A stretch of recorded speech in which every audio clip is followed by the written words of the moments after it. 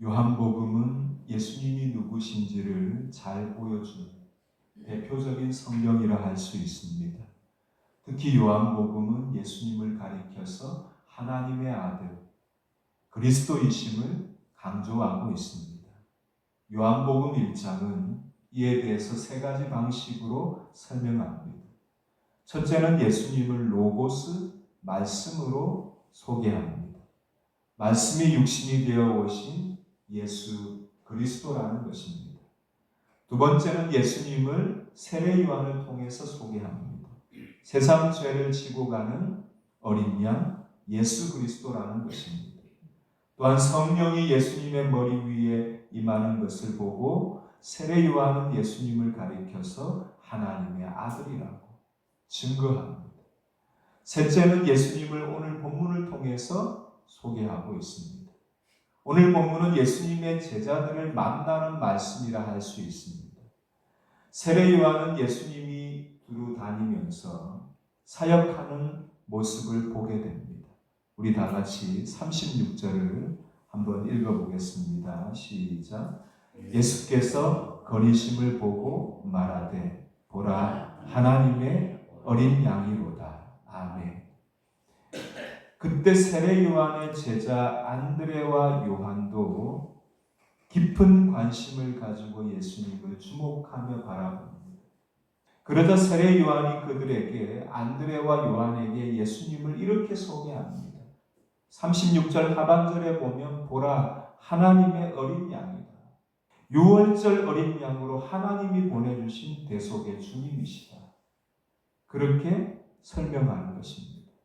세례 요한은 자신의 사명이 예수님의 오심을 예비하는 일이라는 사실을 잘 알고 있었기 때문에 자신의 제자들이 예수님을 따를 수 있도록 미련 없이 인도하고 있습니다. 참으로 세례 요한은 참된 사명자라 할 수 있습니다.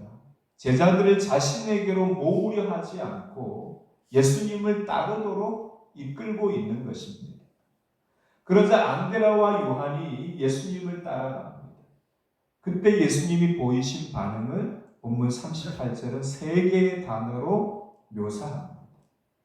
우리 38절도 함께 읽어보겠습니다. 시작. 예수께서 돌이켜 그 따르는 것을 보시고 물어 이르시되 무엇을 구하느냐 하시 이르되 랍비여 어디 계시오니까 하니 랍비는 번역하면 선생이라. 아멘.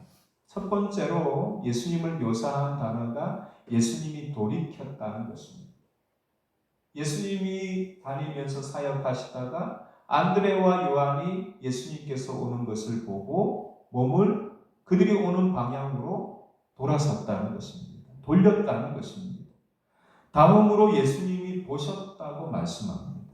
안드레와 요한이 예수님이 가시는 방향으로 따라오는 것을 보셨다는 것입니다. 예수님이 가는 방향대로 안드레와 요한이 따라오고 있는 것을 예수님이 보셨다는 것입니다.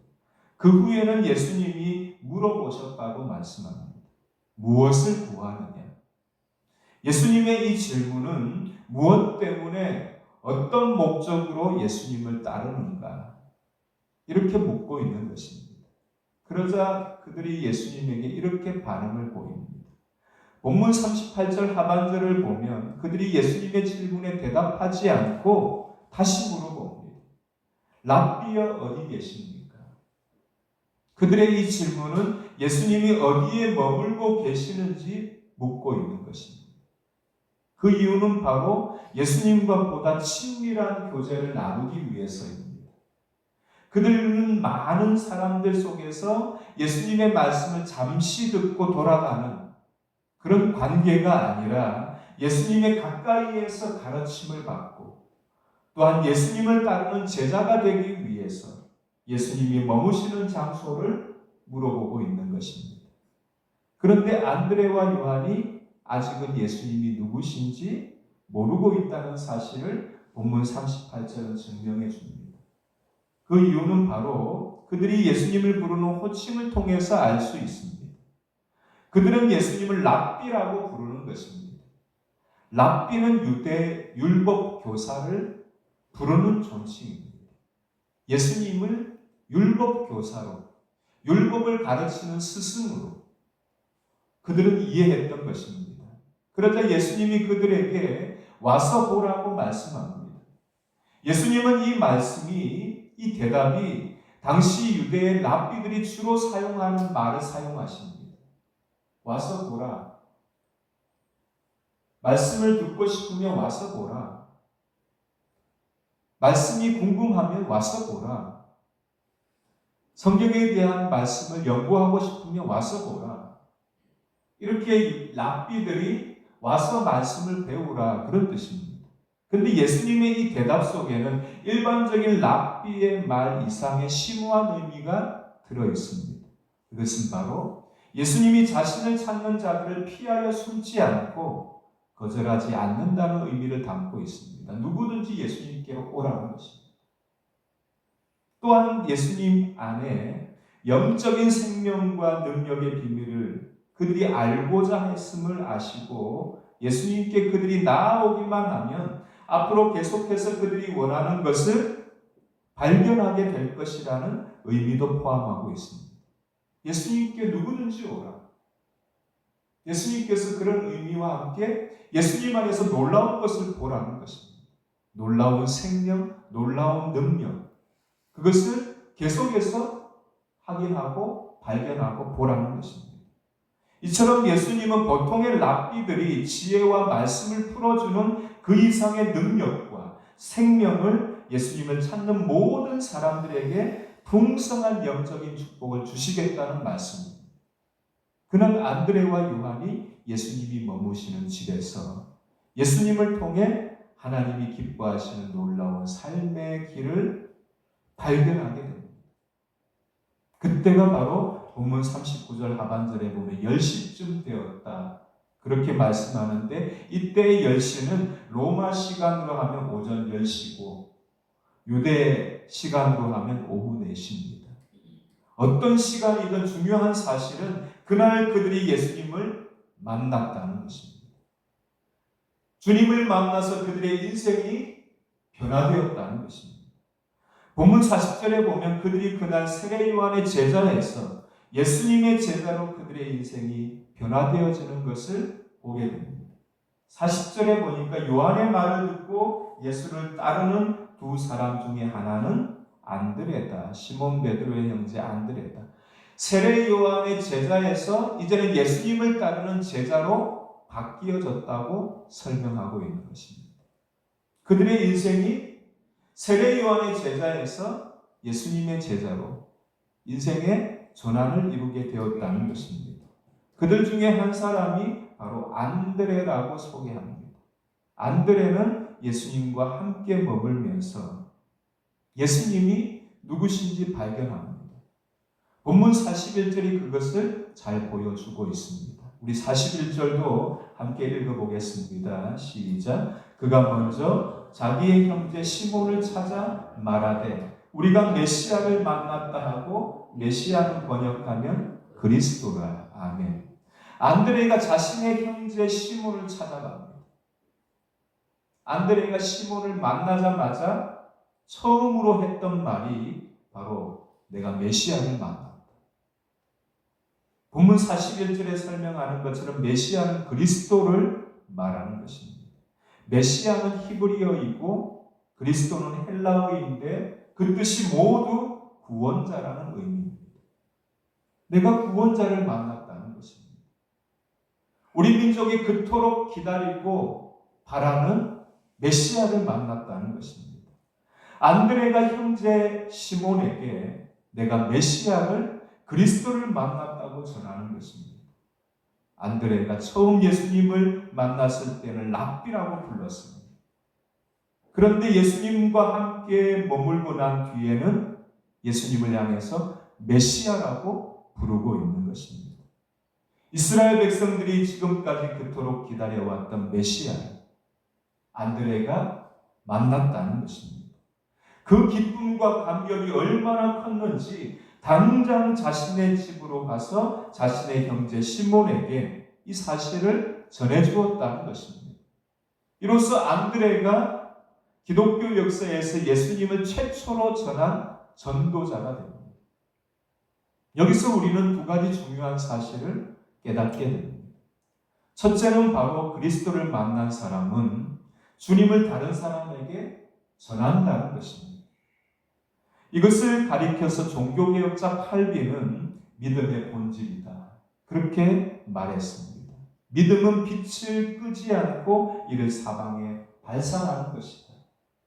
생명의 빛이신 예수님이 자신 안에 들어오면 자연스럽게 그 빛이 밖으로 나온다는 것입니다. 그것이 바로 전도이고 그것이 바로 믿음의 삶이라는 것입니다. 두 번째는 전도의 가장 효과적인 방법이 무엇인가를 보여줍니다. 그것은 바로 나와 가장 가까운 사람에게 주님을 전하라는 것입니다. 나의 형제, 나의 자녀, 나의 배우자, 나의 친척, 나의 친구에게 주님을 전하라는 것입니다. 안드레는 그의 형제, 그의 동생이지요. 아우 시몬에게 예수님을 전한 것입니다. 안드레는 자신의 형제 시몬에게 내가 메시아를 만났다고 확신 있게 전합니다. 그리고는 시몬을 예수님께로 데리고 옵니다. 어떻게 시몬이 자신의 형의 말을 이렇게 순순히 따를 수가 있습니까? 당시 이스라엘 사회에서 동생이 형의 말을 거역한다는 것은 쉽지 않은 일이었습니다. 형님이 말하면 아우는 따라가는 것입니다. 그것이 일반적인 그들의 모습이었습니다. 삶의 생활 방식이었습니다. 그래서 시몬은 형 안드레의 말에 순순히 따라옵니다. 내가 메시아를 만났다, 그분을 만나러 가자고 하니까 베드로가 이 시몬이 형님 안드레의 말을 듣고 그대로 따라오는 것입니다. 여기서도 우리는 중요한 영적인 사실을 발견합니다. 복음을 전하는 것도 중요하지만 그보다 더 중요한 사실은 바로 직접 예수님께 데리고 오는 것입니다. 안드레에게 시몬을 데리고 오자 본문 42절에 보면 예수님이 놀라운 말씀을 합니다. 예수님이 시몬을 단번에 알아보는 것입니다. 예수님은 시몬을 만나본 적이 없습니다. 그런데 그의 아버지와 그의 이름을 정확하게 아시는 것입니다. 내가 요한의 아들 시몬이니, 요한의 아들. 그의 아버지가 요한이고 그의 아들 시몬이다. 그렇게 아버지와 시몬의 이름까지 예수님이 언급하는 것입니다. 예수님은 신적인 통찰력으로 시몬을 보자마자 그가 누구인지 정확하게 말씀하시는 것입니다. 그리고는 시몬에게 새 이름을 지어주십니다. 게바라는 새 이름을 지어줍니다. 게바는 아람어입니다. 그 아람어로 게바라는 그 말의 뜻이 반석이라는 뜻입니다. 이 반석을 헬라어로 옮기면 베드로라고 부를 수 있습니다. 예수님이 시몬을 보자마자 그가 어떤 인생을 앞으로 살게 될 것인지 미리 꿰뚫어 보시는 것입니다. 그리고 새 이름을 지어준 것입니다. 베드로는 가난한 어부입니다. 급하고 거친 성격의 사람입니다. 실수도 그것 때문에 많습니다. 예수님이 그런 베드로를 보자마자 새 이름을 지어주면서 앞으로 어떤 인생을 살게 될 것인지 미리 암시해 주는 것입니다. 베드로, 반석 같은 믿음으로 반석 같은 교회를 세우는, 하나님 나라를 세우는 사도로, 제자로 살아가는 사람으로 하나님께서 삼겠다는 그런 하나님의 계획을 이 게바라는 베드로라는 이름 속에 담아서 지어주는 것입니다. 이처럼 예수님은 한 인생을 통찰하는 능력의 주님입니다. 지금은 초라하지만 앞으로 크게 사용될 그릇임을 주님은 미리 아셨던 것입니다. 지금도 주님은 우리의 인생 전체를 꿰뚫어 봅니다. 어떤 인생을 살게 될 것인지, 주님은 모두 알고 계십니다. 그러므로 주님께 우리 인생을 맡기는 것이 지혜이고 복입니다. 그 주님 안에 머무는 것이 복 중의 복입니다. 왜냐하면 우리는 주님을 떠나서는 아무것도 할 수 없는 존재이기 때문입니다. 우리는 주님으로부터 나서 주님을 통해서 살아가고 주님 앞에 서서 인생을 결산받고 심판받을 존재입니다. 그러므로 한순간도 주님 없이는 우리는 존재할 수 없는 인생임을 깨달아야 합니다. 그래서 우리는 주님을 나의 구주로, 나의 주인으로 삼고 날마다 주님을 가까이 해야 할 줄로 믿습니다. 그리고 그 주님과 함께하는 인생이 되어야 하는 것입니다. 다음날 예수님이 갈릴리로 가고자 했습니다. 갈릴리는 이스라엘의 북쪽의 변방 지역입니다. 주로 가난하고 소외된 하류층들이 살던 지역입니다. 대부분의 사람들이 주로 어업과 목축업에 종사하면서 힘들게 가난하게 살아가는 사람들입니다. 예수님이 공생의 사역의 중심지가 될 그 갈릴리로 가고자 하십니다. 모세가 기록한 율법이 무엇입니까? 모세오경이죠. 창세기, 출애굽기, 레위기, 민수기, 신명기, 이 모세오경. 그리고 여러 선지자는 예언서, 선지서를 말합니다. 그러니까 이것을 모세오경과 예언서를 합치면 중간에 성문서도 있습니다만 다 포함하면 구약성경을 말합니다. 구약성경에 기록되어 있는 그이를 만났다. 그이가 누굽니까? 메시아라는 것입니다. 구약성경에 예언되고 있는 메시아를 내가 만났다. 빌립도 메시아를 만났다고 나다나엘에게 그렇게 전합니다. 공간복음에서는 나다나엘을 다른 이름으로 소개합니다. 한번 따라 하시겠습니다. 바돌로메라고 소개하는데 이 바돌로메가 바로 나다나엘입니다. 나다나엘은 본명이고 바돌로메는 별명입니다. 빌립은 나다나엘에게 가서 이렇게 전합니다. 구약성경에 기록된 메시아를 내가 만났다. 그는 바로 나사렛 예수시. 그러자 나다나엘이 빌립의 예수님을 전하는 그 말에 부정적으로 반응합니다. 갈릴리의 작은 마을 나사렛에서 어떻게 메시아가 나올 수 있냐. 그러면서 받아들이지 않습니다. 그 이유는 성경에 나사렛에서 메시아가 나온다는 말씀이 없다는 것입니다.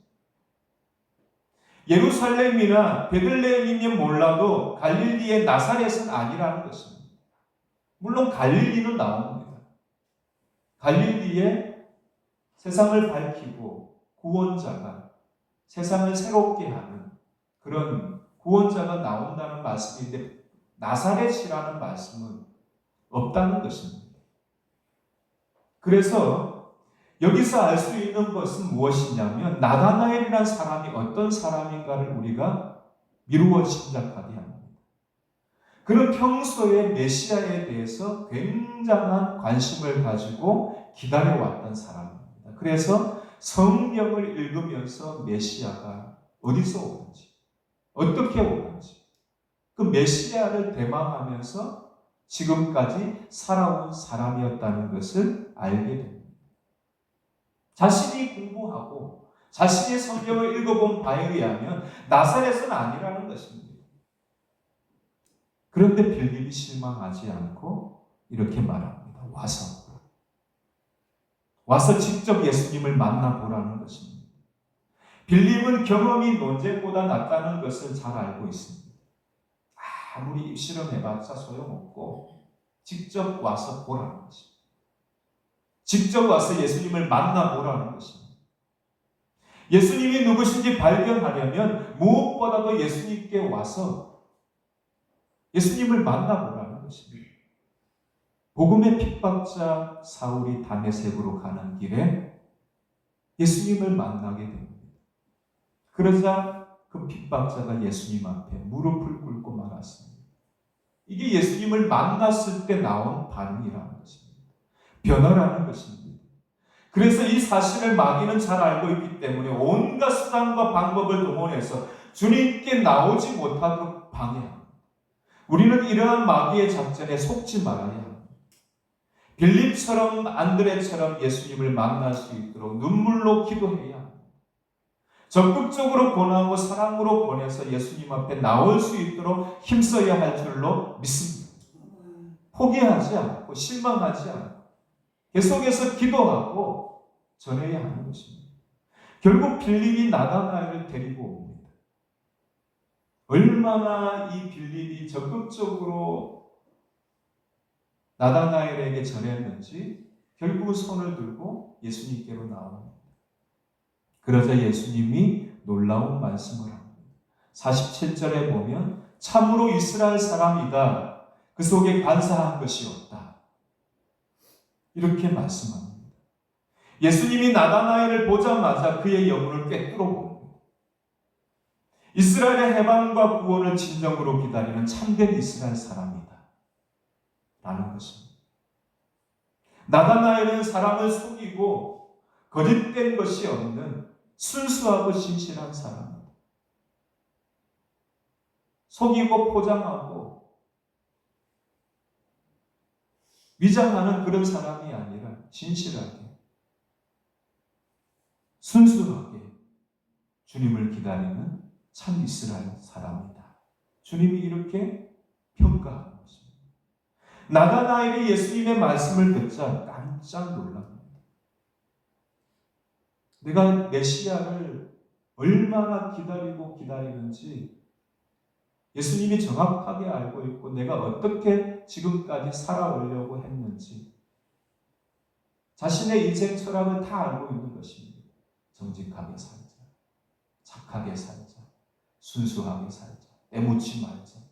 그렇게 살아왔는데 예수님이 정확하게 나다나엘은 이런 사람이라고 예수님이 말씀하신 것입니다. 그러자 예수님께 나다나엘이 이렇게 묻습니다. 어떻게 나를 아십니까? 그러자 예수님이 이렇게 대답합니다. 빌립이 나다나엘을 부르기 전에 예수님이 그를 미리 보셨다는 것입니다. 나다나엘이 무화과 나무 아래에서 성경을 읽고 기도하고 묵상하면서 메시아를 기다리고 있는 그의 삶을 미리 다 보셨다는 것입니다. 이처럼 예수님은 우리의 삶의 세밀한 부분까지 다 알고 계십니다.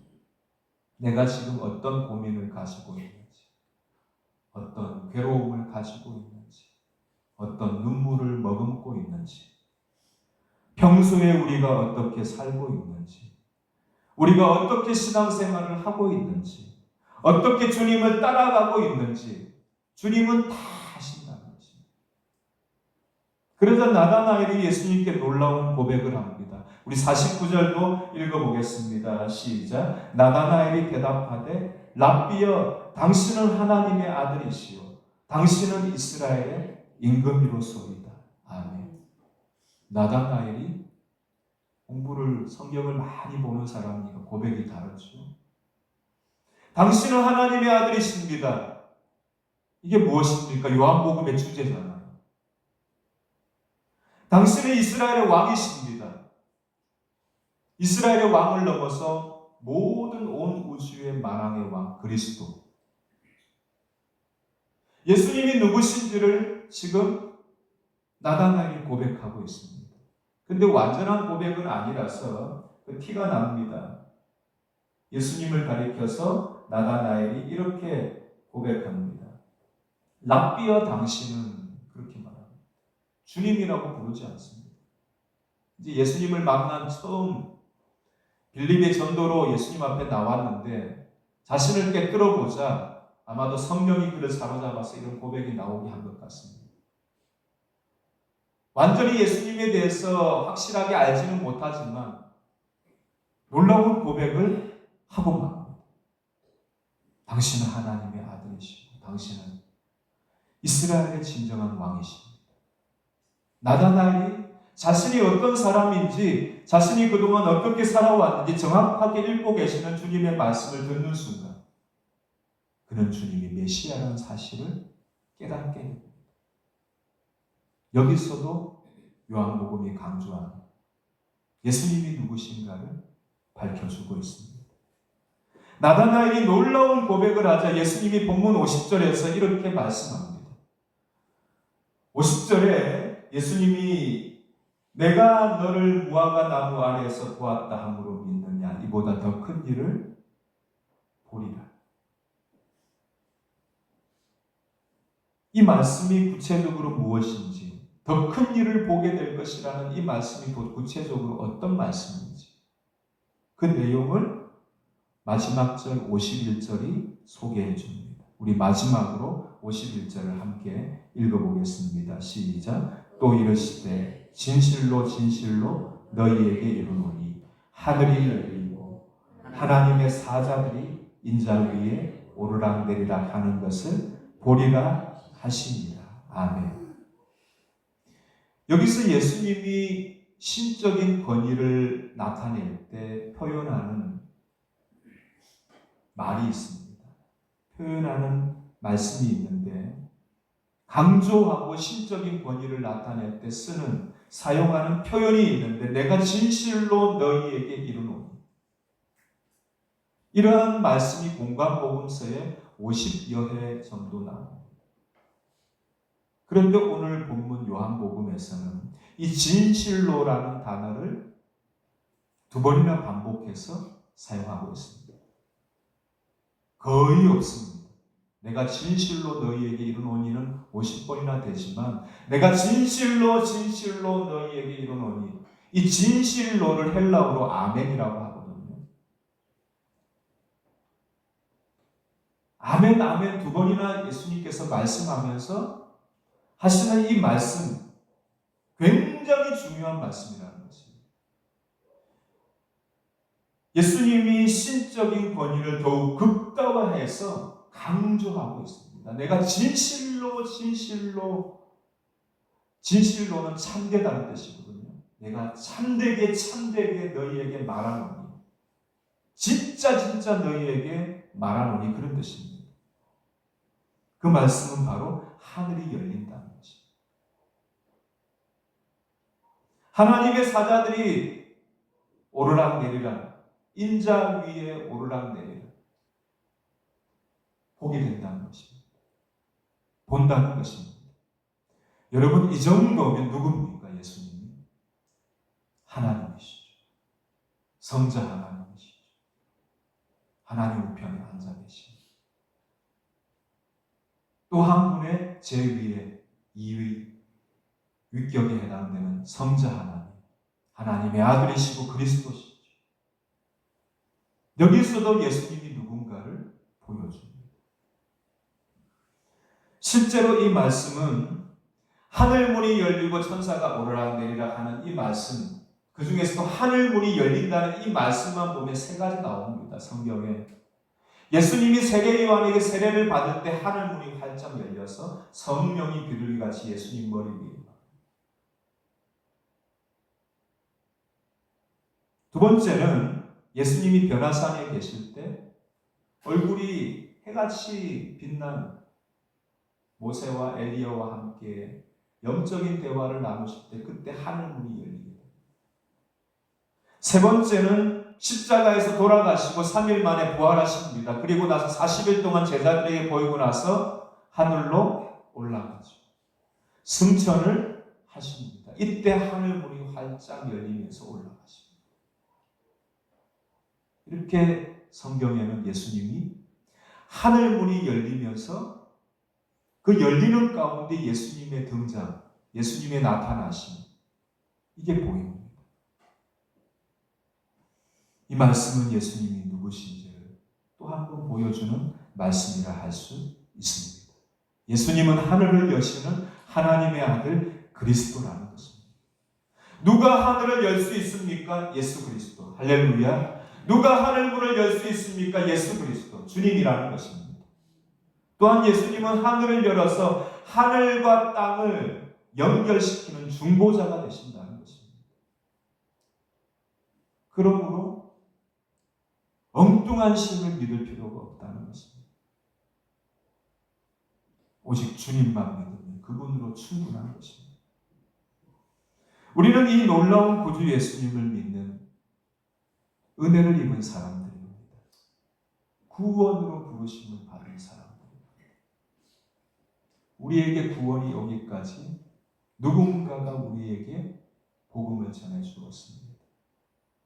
또한 우리는 사명으로 부르심을 받은 사람입니다. 특히 하나님이 가장 원하시는 것이 있는데 바로 주님을 전하는 사명입니다. 예수님을 만난 자마다 예수님을 전하는 증인이 되었습니다. 안드레가 예수님을 만나자 그의 동생 베드로에게 예수님을 전합니다.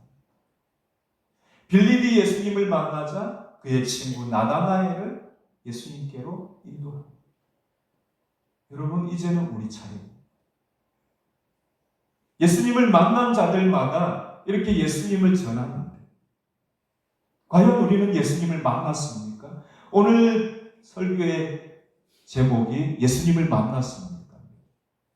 과연 나는 예수님을 만난다. 예수님을 만난 사람마다 이렇게 예수님을 전하는데 나는 과연 예수님을 만난 사람입니다. 생명의 빛이 내 안에 들어왔는데 자연스럽게 그 빛이 흘러가고 나오는데 나는 왜 빛이신 예수님을 나타내지 못하는가?